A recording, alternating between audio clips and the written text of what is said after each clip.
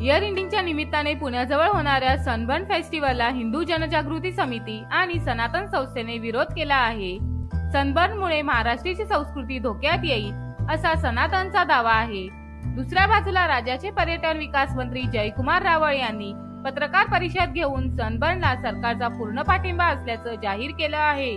संगीत, मनोरंजन, गाणी, खाद्ययात्रा, शॉपिंग यांनी भरलेला सनबर्न फेस्टिवल हा 28 ते 31 डिसेंबरच्या दरम्यान पुणे नगर रस्त्यावरील केसनंद येथे होणार आहे। राज्य सरकारने दिलेल्या आमंत्रणानंतरच सनबर्न पुण्यात कार्यक्रमासाठी तयार झाल्याचं रावळ यांचं म्हणणं आहे। देशातील आघाडीचे गायक आणि डीजे आर्टिस्ट यांच्या लाईव्ह परफॉर्मन्समुळे तरुणाईमध्ये सनबर्नचं मोठं आकर्षण आहे। मागील 9 वर्षे सनबर्न गोव्यामध्ये आयोजित होत होता। त्या दरम्यान सनबर्नने कर चुकवल्याचा आरोप सनातनने केला आहे।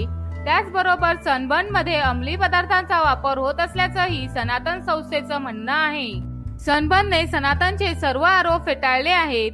अंमली पदार्थ वापरल्याचा सनबर्नवर एकही गुन्हा नाही असं सनबर्नच्या अधिकाऱ्यांनी म्हटलं आहे। सनबर्नवर अंमली पदार्थाच्या वापराचा आरोप करणाऱ्या सनातन संस्थेवरच राज्याच्या अन्न आणि औषध प्रशासन विभागाने मानसिक आजारांसाठी वापरली जाणाऱ्या औषधांचा साठा केल्याबद्दल गुन्हा नोंद केला आहे।